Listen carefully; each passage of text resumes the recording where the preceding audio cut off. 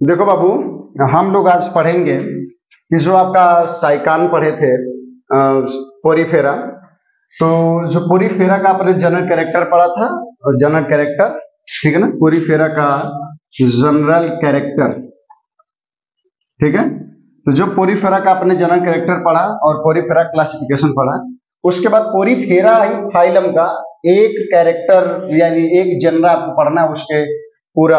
और आप NEP syllabus जो आप देख रहे होंगे बीएससी का, तो जो बीएससी का सिलेबस आपका है उस बीएससी के सिलेबस के अनुसार आपको साइकान का, ठीक है ना, आपको साइकान में क्या क्या पढ़ना है बाबू? आपको साइकान का कैनाल सिस्टम पढ़ना है, ठीक है ना। साइकान का आपको कैनाल सिस्टम पढ़ना है, लेकिन फिर भी मैं आपको पोरीफेरा का जनरल कैरेक्टर, क्लासिफिकेशन और उसके बाद साइकान की मार्फोलॉजी, साइकान का स्ट्रक्चर, उसके बाद हम आपको पढ़ाएंगे इसका जो कैनाल सिस्टम है, जो एग्जाम में आपका आएगा और कंफर्म है कि एग्जाम में वो पूछा जाता है। इसके पहले जब भी एनुअल एग्जाम होता था बीएससी का, तो उसमें वो प्रश्न पूछा जाता था साइकान से, वो फिक्स था कि वो प्रश्न आएगा जो कैनाल सिस्टम का। ये भी ध्यान देना कि हाई जो डायग्राम आपके सामने बना है ना, ये डायग्राम बहुत आसान होता है। ये आसान डायग्राम बीएससी में नहीं पूछा जाता है एग्जाम में। मान लीजिए आपकी जानकारी के लिए होता है कि कभी साइकान आपको स्लाइड में दिखाया जाता है प्रैक्टिकल के टाइम, या फिर मान लीजिए स्पॉटिंग जब होती है कॉलेज में, तो अगर उसमें दिखाया जाता तो आपको आइडेंटिफाई करने में सुविधा हो, इसलिए मैं पढ़ा रहा हूँ, ठीक है। तो बाबू देखना, जो आपका ये साइकान है, इस साइकान को स्काइफा भी कहते हैं। याद रखेगा कि साइकान को स्काइफा भी कहते हैं। और उसके बाद इसका फाइलम पोरीफेरा है, बहुत अच्छे से आपको पता है। क्लास इसका कैलकेरिया है और ऑर्डर इसका हेट्रोसिला। इसके बाद इसका हैबिटेट, हैबिटेट क्या है? आपने जनरल कैरेक्टर में पढ़ा था कि जो साइकान से संबंधित जितने भी जंतु हैं पोरीफेरा के, मैक्सिमम कहाँ होते हैं? मैक्सिमम का मतलब सभी जल में होते हैं, और इसमें मैक्सिमम क्या होते हैं? मैराइन वाटर में होते हैं। मैराइन वाटर का मतलब होता है लवणीय जल, और जिस जल में नमक पाया जाता है, साल्ट वाटर जो होता है, मैराइन वाटर या मरीन वाटर होता है, उसके बारे में आपको पढ़ना है। उसके थ्रू आपको ये समझना है कि ये मेरीन वाटर में या मैराइन वाटर में या फिर लवणीय जल में पाया जाता है। किसी चट्टान या किसी ऐसे पदार्थ के साथ चिपका रहता है जैसे लगता है कि पेड़ है, ट्री लाइक होता है, ठीक है ना, लेकिन ट्री होता नहीं है, ये एनिमल्स में आता है। एक चीज ध्यान दीजिएगा, इसे अर्न शेप्ड स्पंज कहा जाता है। ऐसा स्पंज जिसका आकार अर्न शेप्ड होता है। अर्न मतलब होता है कलश, यानी कलसा जो होता है वो कलश के जैसा होता है, तो इसे अर्न शेप्ड कहते हैं या क्राउन शेप्ड कहते हैं। क्राउन शेप्ड स्पंज कहते हैं, यानी क्राउन स्पंज भी कहा जाता है। तो साइकान को ध्यान दीजिएगा, साइकान को स्काइफा भी कहते हैं, साइकान को अर्न स्पंज भी कहते हैं, साइकान को क्राउन स्पंज भी कहते हैं। क्राउन स्पंज का मतलब हो गया, जैसे मान लीजिए किसी के ऊपर ये जो ताज बांधा जाता है, ताज जैसा होता है, बिल्कुल उस तरह से सिलेंडर जैसा, तो ये क्राउन स्पंज कहलाता है। साथ में ध्यान दीजिएगा बाबू कि एक्सटर्नल मार्फोलॉजी इसकी क्या है, तो इसका आकार पेड़ जैसा होता है या बेलनाकार सिलेंडर जैसा होता है, बोतल जैसा होता है। मोट मोट देख रहे होंगे, ये बोतल जैसा दिख रहा है। साथ में भी देखिएगा कि इसकी जो साइज है वो लगभग 2 से 8 सेंटीमीटर का है। इसका मतलब कि आप इसको छू भी सकते हैं, देख भी सकते हैं, और आसानी से, क्योंकि माइक्रोस्कोपिक है, बड़ा है, दीर्घ साइज का है, लार्ज साइज में। इसके बाद इसका कलर देखिएगा, ग्रे या लाइट ब्राउन कलर में होता है और समुद्र में पाया जाता है। अब इसमें मेन जो समझने वाला बाबू मैटर है कि जो कैनाल सिस्टम जब आप पढ़ेंगे तो उस कैनाल सिस्टम में आएगा तो क्या क्या आएगा? ऑस्कुलम आएगा और ऑस्कुलर फ्रिंग आएगा, ठीक है ना। तो ऑस्कुलम और ऑस्कुलर फ्रिंग क्या होता है कि जो साइकान होता है उसके मुंह पर एकदम अंतिम ऊपर की तरफ एक छिद्र होता है, उसी छिद्र को ऑस्कुलम कहते हैं। तो इस साइकान के ऊपर जो छिद्र है उसको ऑस्कुलम कहते हैं। यहाँ पर पतले पतली रिंग जैसी संरचना पाई जाती है, उसी को ऑस्कुलर फ्रिंग कहते हैं, ठीक है ना, जो मोनोएक्सान स्पिक्यूल्स का बना होता है, ठीक है ना। मोनोएक्सान स्पिक्यूल्स जो साइकान में पाया जाता है उसी का बना होता है, ऑस्कुलर फ्रिंग होता है। और इसी के माध्यम से साइकान के अंदर जो पानी घुसा रहता है या जाया रहता है या पहुंचा रहता है, वो इसी के माध्यम से पानी बाहर जाता है, इसी के माध्यम से पानी बाहर जाएगा, इसी के माध्यम से पानी बाहर जाएगा, ठीक है ना बाबू। अब देखो एक डर्मल पोर या ऑस्टिया बोलते हैं। डर्मल पोर या ऑस्टिया का मतलब हो गया कि ये ऑस्टिया होता है, ऑस्टिया होता है। इसी को हम इनहेरेंट कैनाल कहते हैं, इनहेरेंट कैनाल, ठीक है ना। इनहेरेंट कैनाल या इनहेरेंट पोर का मतलब होता है भैया कि जब पानी साइकान के अंदर इस छिद्र के माध्यम से एंट्री करेगा तो इसको इनहेरेंट बोलते हैं, और जहां से पानी निकलेगा उसको एक्सहेरेंट बोलते हैं, ठीक है ना, एक्सहेरेंट। तो होता क्या है, एक्सहेरेंट और इनहेरेंट का मतलब होता है कि इसमें जो पानी अंदर जाता है वो आसानी से बाहर चला जाता है। तो जो साइकान है उस साइकान के अंदर जो पानी होता है वो डर्मल ऑस्ट्रिया के माध्यम से जाता है, उसे इनहेरेंट कहते हैं, और जब निकलता है तो उसको एक्सहेलेंट कहता है। ठीक है ना। तो ये होता है साइकान का स्ट्रक्चर। अब ध्यान से देख लीजिएगा, ये साइकान की बॉडी है, किसी सबस्टिट्यूएंट के साथ चिपका हुआ है और इसका आधार पोर्शन। अब देखिए इसकी बॉडी पर स्पिक्यूल्स पाए जाते हैं, कांटे जैसी संरचना होती है, इसका आकार सिलेंडर जैसा होता है, इसके मुंह पर एक ऑस्कुलम पाया जाता है। ठीक है ना, जिसके माध्यम से इसके अंदर का पानी बाहर निकलता है। उसी के ऊपर रिंग जैसी संरचना होती है जिसको ऑस्कुलर फ्रिंज कहते हैं, मोनोएक्साइन स्पिक्यूल्स का बना होता है और उसी का होता है, मोनोएक्साइन स्पिक्यूल्स होता है पूरा। और इसमें जो छिद्र आपको डीप बड़ा बड़ा बिंदी बिंदी जैसा दिखाई दे रहा है वो डर्मल ऑस्ट्रिया, जिसके माध्यम से पानी इसके अंदर जाता है। और ये बड है और ये पूरे खानदान के साथ है, इसलिए कहते हैं इसको कॉलोनी ऑफ साइकान। ठीक है ना। अब हम इसके बाद देखेंगे साइकान का कैनाल सिस्टम। साइकान का कैनाल सिस्टम के बाद जस्ट ये टॉपिक आपका यहीं पे साइकान का खत्म हो जाएगा। और उसके बाद हम लोग पढ़ेंगे, साइकान के बाद हम लोग पढ़ेंगे इसमें ओबिलिया आपको पढ़ना है, ओबिलिया के बारे में आप स्टडीज की करेंगे। ठीक है ना। तो इसके जस्ट अभी देखिएगा, इसके बाद आपको पढ़ना होगा इसके बाद आपको बाबू इसमें तो एक कैनाल प्रणाली है जिस साइकान का, तो ध्यान से देखिएगा क्योंकि जो आपका फाइलम पोरीफेरा है उसका जनरल कैरेक्टर क्लासिफिकेशन के बाद उसका जो साइकान मॉर्फोलॉजी है, हालांकि एनईपी वाले में साइकान मॉर्फोलॉजी तो है नहीं लेकिन आपने पढ़ा है। दूसरी बात कि ये जो आपके सिलेबस का है ये मेन है कि नाल प्रणाली क्या होती है, कैनाल सिस्टम क्या होता है साइकान में। तो बाबू इतना ध्यान देना कि जो साइकान का कैनाल सिस्टम है उसमें पानी कैसे जाता है और कहाँ से जाता है, कैसे कैसे पानी रिलीज होता है, साइकान की बॉडी के अंदर पानी कैसे जाएगा, किस रास्ते से जाएगा, किस नलिकाओं से होकर के गुजरता है पानी, तो उसी के बारे में आपको देखना। तो पहले आप इसको ग्राफ को समझिएगा, उसके बाद इसका एलएस डायग्राम है और इसका टीएस डायग्राम है। हम आपको पूरा विश्वास दिलाते हैं कि या तो एलएस पूछेगा एग्जाम में या तो टीएस पूछेगा एग्जाम में। अगर एलएस पूछेगा तो भी आप इसका ग्राफ लिखेंगे और एलएस बनाएंगे, अगर आपसे टीएस पूछता है तो भी आप पूरा ग्राफ लिखेंगे और टीएस बनाएंगे। और ये मान के चलिएगा कंफर्म है कि इसमें एलएस या टीएस कोई एक प्रश्न तो आएगा। ठीक है ना।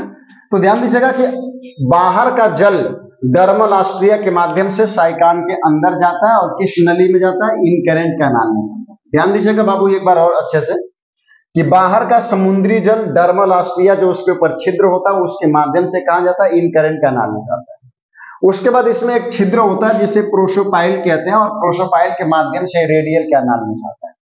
फिर जब रेडियल कैनाल में पहुंच जाता है तो एपोपाइल के माध्यम से ये एक्सकरेंट कैनाल में जाता है। एक्सकरेंट कैनाल जो होता है जहां से पानी स्पंजोसील यानी गैस्ट्रिक ऑस्ट्रियम से होता हुआ ये पैरागैस्ट्रिक कैविटी में जाएगा और पैरागैस्ट्रिक कैविटी से होकर के ये ऑस्कुलम में चला जाएगा। और ऑस्कुलम क्या होता है कि एक बाहर की तरफ खुला हुआ दरवाजा है जिसमें पानी ऊपर की तरफ चला जाता है एक्सटीरियर साइड में। एक बार और भैया ध्यान से सुन लीजिएगा, कुछ नहीं करना है आपको कि एक हो गया एक्सटीरियर, ठीक है ना, बाहर से पानी डर्मल ऑस्ट्रिया के माध्यम से इनकरेंट कैनाल में जाता है, प्रोसोपाइल के माध्यम से रेडियल कैनाल में जाता है, एपोपाइल के माध्यम से इनकरेंट कैनाल में जाता है, एक्सकरेंट कैनाल में जाता है। और जो एक्सकरेंट कैनाल है ये एक्सकरेंट कैनाल क्या करती है, बाहर की तरफ स्पंजोसील में पानी को भेजेगा। गैस्ट्रिक ऑस्ट्रियम है, ठीक है ना, वहां पे गैस्ट्रिक ऑस्ट्रियम का मतलब जो स्पंजोसील यानी ओकर कुल मिला के पेट जो होला साइकान का ओकरा बॉडी में चला जाता है। ठीक है। उसके बाद पैरागैस्ट्रिक कैविटी में जाता है, वहीं से ऑस्कुलम के थ्रू बाहर निकल जाता है। अब बाबू इसका टीएस वाला स्ट्रक्चर देखिएगा, जो टीएस मतलब बीच में ऐसे रहेगा इस तरह से और उसके चारों तरफ कैनाल सिस्टम पूरा लगा रहेगा।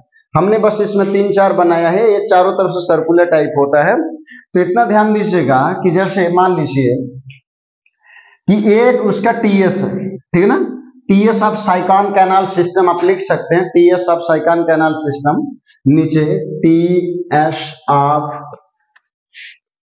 साइकान कैनाल सिस्टम, ठीक है ना, TS of Sycon canal system. अब इसमें आप देखेंगे बाबू ना कि देखो ये जो छिद्र खुला है इसको डर्मल ऑस्ट्रिया कहते हैं, पानी इसी के माध्यम से जाएगा और इस नली में जाएगा। जो ये वाला एरिया दिख रहा है इसको कहते हैं, इसको कहते हैं, जो देखो अब देखो ध्यान से समझिएगा, इसको यही समझ लेंगे तो बाकी कोई दिक्कत नहीं है। आप ये समझिएगा कि जो बाहर की तरफ खुला रहेगा अंदर की तरफ पैक है, तो जो बाहर की तरफ खुला रहेगा, ठीक है ना, तो जो बाहर की तरफ पोर होता है उसे डर्मल पोर कहते हैं या डर्मल ऑस्टिया कहते हैं। जो अंदर की तरफ खुला रहता है उसको रेडियल कैनाल कहते हैं। देखिए ये अंदर की तरफ खुला हुआ है तो इसको रेडियल कैनाल कहते हैं। जो बाहर की तरफ खुला हुआ पोर है तो पोर को डर्मल ऑस्टिया कहते हैं और इसको कहते हैं इनकरेंट कैनाल, ठीक है ना। अब होता क्या है कि पानी कहां से जाएगा भैया, तो देखना पानी कहां से जाएगा, पानी आपका जाएगा इसके माध्यम से, ठीक है ना, इसके माध्यम से भैया, इसके माध्यम से पानी आपका जाएगा, यहां से पानी जाएगा इसमें, इसको कहते हैं इनकरेंट कैनाल।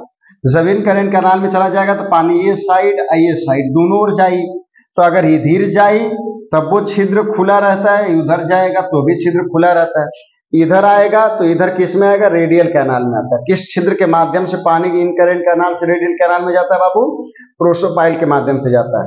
प्रोसोपाइल वह खिड़की है, वह छिद्र है, वह पोर है, वह दरवाजा है जिसके माध्यम से इनकरेंट कैनाल का पानी रेडियल कैनाल में जाता है, चाहे इधर जाएगा और चाहे इधर जाएगा। दूसरी बात, जब इसमें पानी आ जाता है तो इसको रेडियल कैनाल कहते हैं। अब रेडियल कैनाल से पानी कहाँ जाएगा, स्पंजोसील में जाना है। तो अब स्पंजोसील देख रहे हैं कि यहाँ पर एक दरवाजा लगा रहता है, फिर यहाँ पर जिसमें पानी यहाँ से यहाँ तक जाएगा, इसको कहा जाता है, इसको कहते हैं प्रोसोपाइल, सॉरी इसको कहते हैं एपोपाइल, ठीक है ना। तो यह एपोपाइल है, ठीक है ना, यह एपोपाइल है। एपोपाइल के माध्यम से पानी कहाँ जाएगा, स्पंजोसील में जाता है। ये जो बड़ा साफ दिख रहा है इसको स्पंजोसील कहते हैं और स्पंजोसील में चला जाता है। अब देखिएगा कि ये जो टिश्यू आपको समझ में आ रहा है, ये जो टिश्यू बिंदी बिंदी हम करके दिखा रहे हैं, इसी को मेसेनकाइमा कहते हैं, मेसेनकाइमा कहते हैं। इसके बाहर वाले को एक्सोपिनाइकोडर्म और अंदर वाले को एंडोपिनाइकोडर्म कहते हैं, ठीक है ना। तो ये संरचना इसकी होती है टीएस की। अब आप इसका देखिएगा, इसमें नोमेनक्लेचर मैं एक एक करके आपको समझा रहा हूं, बस कुछ मत करना, ध्यान से बस 5 मिनट समझिएगा। हाई जो ऊपर की तरफ खुलल है ना, एक एक कहल जाला ऑस्कुलम, ऑस्कुलम कहल जाला है। अब ऑस्कुलम का करेला भाई, ऑस्कुलम का काम होला जो एकरे शरीर में पानी गल हो के बहरे कर दे, तो कैसे पानी एक शरीर में जाए। तो हाई जो पोर आप देख रहे हैं ना, हाई जो पोर आप देख रहे हैं, इसी को कहते हैं डर्मल ऑस्ट्रिया, इसी को कहते हैं डर्मल ऑस्ट्रिया, इसी को कहते हैं डर्मल ऑस्ट्रिया। अब बाबू होता क्या कि बहरे से पानी एक डर्मल ऑस्ट्रिया के माध्यम से चल जाए एकरे अंदर, आ ये जो में जाई एक एक कहल जाला इनकरेंट कैनाल। क्या कहल जाए बाबू, इनकरेंट कैनाल कहल जाला, हे में चल गल पानी। अब एक बाद हे साइड चाहे हे साइड जाई तो जो नाई छिद्र है एक एक कहल जाला प्रोसोपाइल। क्या कहल जाला बाबू, प्रोसोपाइल, ठीक है ना। तो प्रोसोपाइल में चला गया। अब प्रोसोपाइल से होकर के कहाँ जाएगा बाबू, तो रेडियल कैनाल में जाएगा। कहाँ जाएगा बाबू, रेडियल कैनाल में जाएगा। जब पानी रेडियल कैनाल में चला जाएगा तो उसके बाद इस दरवाजा में जाएगा जिसको कहते हैं एपोपाइल। क्या कहते हैं बाबू, एपोपाइल कहते हैं। क्या कहते हैं, एपोपाइल कहते हैं। अब पानी चला गया एपोपाइल के माध्यम से स्पंजोसील में, जो ना बड़का साहित्य पूरा दिक्कत है ना, एक स्पंजोसील कहते हैं, स्पंजोसील, स्पंज गुहा कहा जाता है इसका। अब इसके अंदर पानी भरेगा, ठीक है ना। अब यही है एक्सकरेंट कैनाल के माध्यम से गैस्ट्रिक ऑस्ट्रियम, उसके बाद पैरागैस्ट्रिक कैविटी, उसके बाद ऑस्कुलम। तो हाई जोन है एक पेट वाला पोर्शन। अब चाहे पानी आई तो यही में कुल होकर खातिरदारी हुई पानी के साथ, यानी जो साइकान जो होता है वो पानी लेता है, तो बाबू पानी के साथ उसका क्या क्या कंप्लीट होता है, तो साइकान का पानी के साथ कंप्लीट होता है। यानी साइकान जब पानी लेता है तो क्या क्या इसके अंदर आता है, न्यूट्रिशन, पानी लेगा तो भोजन आएगा। दूसरा क्या होता है इसी के माध्यम से, इसका रेस्पायरेशन, मतलब इसका श्वसन भी होता है। उसके बाद इसी का माध्यम से क्या होता है, इसका एक्सक्रीशन होता है। एक्सक्रीशन मतलब इसके शरीर में मेटाबॉलिज्म के बाद जो उपापचय वाला भाग होता है, जो अपशिष्ट पदार्थ होता है, वो बाहर निकल जाता है इसी के माध्यम से। और चौथा इसमें है रिप्रोडक्शन, रिप्रोडक्शन यानी इसमें जनन।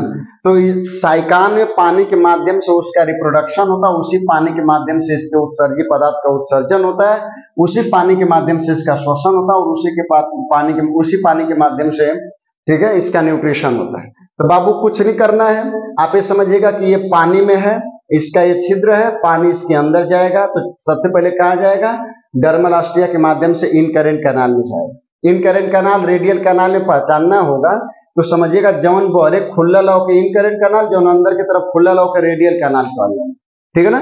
तो बहरे आई खुला लेते कि इनकरेंट कैनाल कहबा तो इनकरेंट कैनाल में पानी डर्मल ऑस्टिया के माध्यम से आ गया, ओकरे बाद प्रोसोपाइल में जाएगा, प्रोसोपाइल से रेडियल कैनाल में जाएगा, फिर एपोपाइल में जाएगा, एपोपाइल के माध्यम से स्पंजोसील में चला जाएगा, उसके बाद वहीं से बाहर चला जाता है।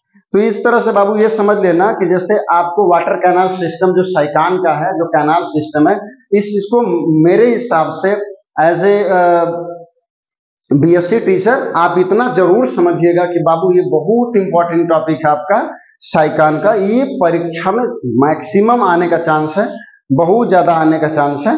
इसलिए आपसे रिक्वेस्ट होगा कि आप इसको 2-3 बार अच्छे से देख करके कंसेप्ट को समझ लीजिएगा, बहुत रट्टा मारने की जरूरत नहीं है। आपको जो लगेगा कि ना कि ये बहुत कॉम्प्लिकेटेड डायग्राम है, तो डायग्राम बहुत सिंपल है, बस थोड़ा सा आपको बनाना होगा कि मिटाने का चांस तो है नहीं, कलम से आप डायग्राम बनाएंगे, इसलिए आपको दिक्कत ये बस होगी कि एक कट्टी पिट्टी आपको कैसे कैसे बनाना है, नलका बनानी है आपको कैसे, बस यही थोड़ा सा रफ पे अगर प्रैक्टिस कर लेंगे कई बार ना, जब ये एक बार आपका बन जाएगा कायदे का, तो उसके बाद आपको इसको नॉमेनक्लेचर करने में कोई दिक्कत नहीं है। नॉमेनक्लेचर आपका सामने है, एक बार मुंह जबानी सुन लीजिएगा कि इसका कैनाल सिस्टम कैसे काम करता है। साइकान पानी में होता है, डर्मल ऑस्टिया के माध्यम से पानी उसके इनकरेंट कैनाल में जाएगा, इनकरेंट कैनाल बाहर की तरफ खुलता है, अंदर की तरफ बंद रहता है, तो वो साइड में खुलता है जिसको प्रोसोपाइल कहते हैं, दोनों तरफ दाहिने बाएं, अगर बहरे खुलेगा तो चल जाएगा बहरे, और नीचे खोलता ही नहीं है, दाएं बाएं खोलता है तो दाएं बाएं प्रोसोपाइल होता है जिसके माध्यम से पानी कहाँ चला जाता है, रेडियल कैनाल में चला जाता है। जब बाबू पानी रेडियल कैनाल में चला जाता है तो उस रेडियल कैनाल में वो रेडियल कैनाल नीचे की तरफ खुलती है जिसमें एक एपोपाइल नाम का एक दरवाजा लगा होता है, यानी एक पोर लगा होता है, उसमें चला जाता है। तो जैसे ही रेडियल कैनाल में जाता है एपोपाइल के माध्यम से वो चला जाता है स्पंजोसील में। स्पंजोसील यानी जो स्पंज होता है उसकी एक गुहा होती है जिसको आप गैस्ट्रिक ऑस्ट्रियम भी कहते हैं, उसी में पैरागैस्ट्रिक कैविटी उसे कहा जाता है। पैरागैस्ट्रिक कैविटी में पूरा जो पानी होता है, उस पानी के साथ जो फूड मटेरियल होता है, उस पानी के साथ जो बचा हुआ भोज्य पदार्थ होता है, जो अपच होता है, वो पानी के माध्यम से आस्कुलम के द्वारा बाहर निकल जाता है। उसी पानी के माध्यम से साइकान में रिप्रोडक्शन होता है। ध्यान दीजिएगा कि जो साइकान होता है वो हर्माफ्रोडाइट होता है, यानी साइकान द्विलिंगी होता है, ठीक है ना। लेकिन उसमें जो रिप्रोडक्शन होता है वो क्रॉस फर्टिलाइजेशन होता है, क्योंकि उसका मेल दूसरे के फीमेल के साथ फ्यूज करेगा और उसका फीमेल किसी दूसरे मेल से फ्यूज होता है, ठीक है ना। तो क्रॉस फर्टिलाइजेशन होता है, तो स्पर्म एंट्री करता है पानी के माध्यम से। तो साइकान में रिप्रोडक्शन भी पानी के माध्यम से होता है, उत्सर्जन भी पानी के माध्यम से होता है, उसमें न्यूट्रिशन भी पानी के माध्यम से होता है, उसमें श्वसन भी पानी के माध्यम से होता है।